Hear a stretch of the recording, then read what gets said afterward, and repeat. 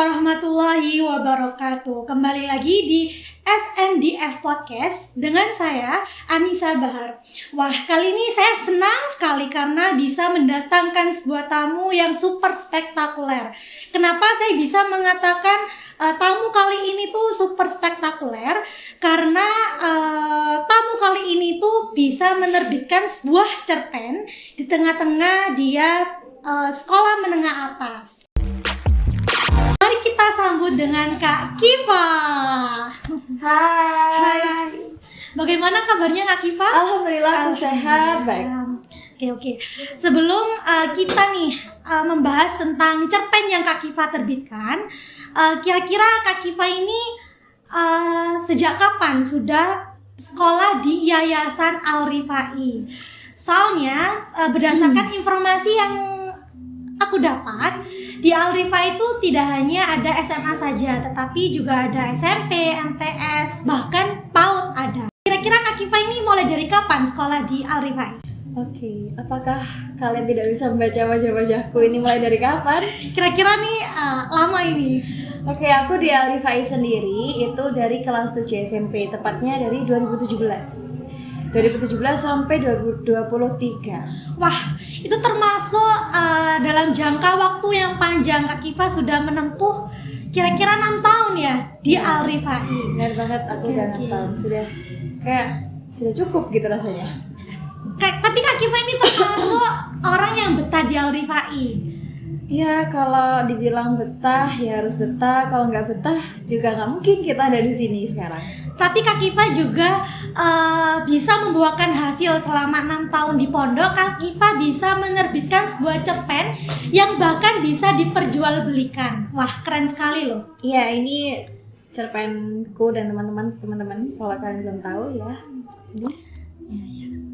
Kira-kira berdasarkan apa yang aku lihat, kenapa di novelnya Kak Kiva ini tertulis judul Kelana?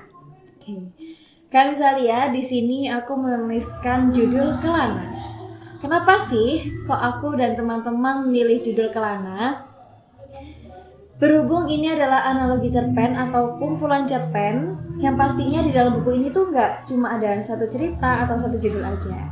Tentunya dalam buku ini ada beberapa judul, ada beberapa cerita yang nantinya pasti para pembaca itu akan berkelana, berpindah dari satu cerita ke cerita yang lainnya. Pasti dengan tokoh berbeda, suasana berbeda, judulnya pun berbeda. Itu kenapa alasan aku milih judul Kelana.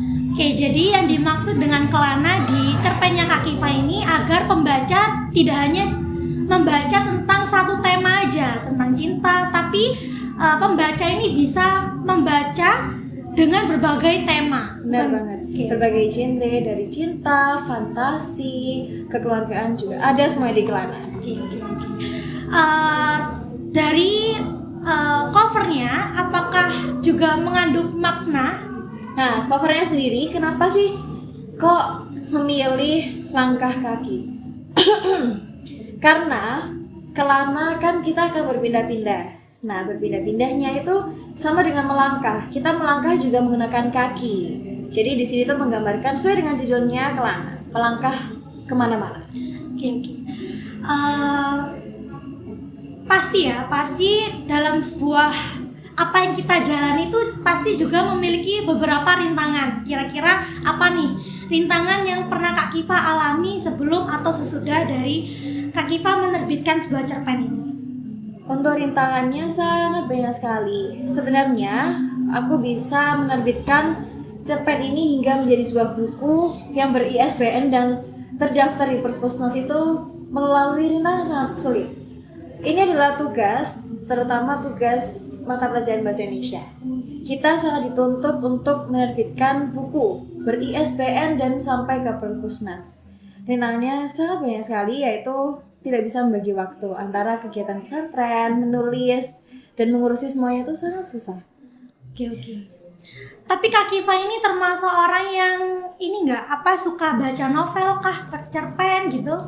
Karena ya aku nggak ada hobi menulis, aku nggak ada hobi membaca, jadi ya sangat sulit menuliskan cerpen. Tapi untuk orang yang nggak suka nulis, nggak suka baca cerpen, bahkan novel gitu. Kak Kifa ini termasuk orang yang sungguh hebat loh, karena bagi orang yang nggak bisa terus bisa menerbitkan sebuah cerpen tuh sungguh hebat. Terima kasih Kak Bahar, ini dari tadi saya rasa saya dipuji terus. Oke. Kira-kira Kak Kifa ini terinspirasi dari siapa? Kok bisa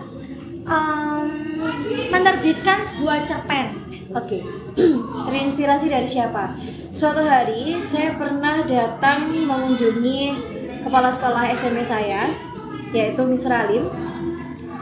Di pertemuan itu, di kunjungan itu, beliau sempat berpesan, ayo kamu berkaryalah gitu. Karena nanti kalau kita udah meninggal, apa yang dikenang selain karya kita? Ya, nggak mungkin kayak kalau kita punya buku, oh iya namanya masih ada. Kalau kita punya lagu, oh iya nama dia masih ada. Tapi kalau kita nggak punya karya, nama kita sudah hanya tertulis di batu nisan aja. Oke. Sungguh inspirasi yang sangat patut untuk dicontoh. Kira-kira setelah Kak Kifa menerbitkan sebuah cerpen, kira-kira kan Kak Kifa ini tipe orang yang nggak suka menulis ya, jadi berat gitu untuk menulis sebuah karya. Nah, setelah Kak Kifa menerbitkan sebuah cerpen, kira-kira Kak Kifa ingin lagi untuk menerbitkan sebuah cerpen lagi?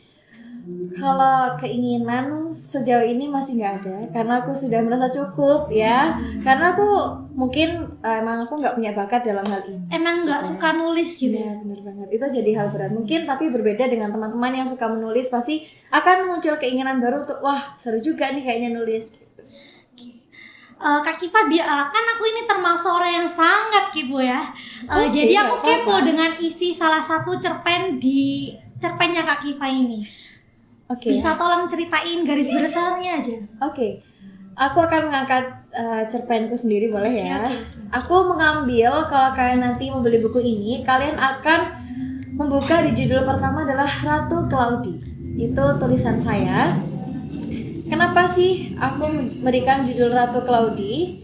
Itu aku mengambil judul dari nama tokohnya. Jadi tokohnya aja namanya Claudie. Kenapa kok aku ngambil juga nama Claudie? Karena tokoh ini dia memiliki sikap yang selembut awan dan hatinya sebersih awan gitu. Oke. Sebelum kita mengakhiri podcast kali ini, bisa nggak Kak Kifa berikan sebuah inspirasi atau motivasi untuk kalian yang sedang menonton podcast kali ini?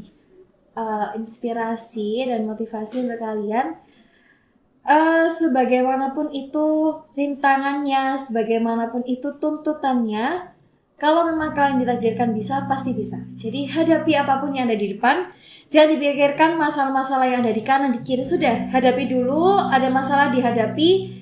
Kalian gak usah banyak overthinking, karena sebenarnya masalah terbesar yang ada di diri kita adalah pikiran kita sendiri. Kita terlalu overthinking, terlalu berlebihan dalam memikirkan sesuatu. Kayak, bisa gak ya kira-kira terbit bukuku? Bisa gak ya kira-kira bukuku ini dijual? Bisa gak ya kira-kira bukuku ini laku? Dan sebagainya. Itu gak usah perlu dipikirin.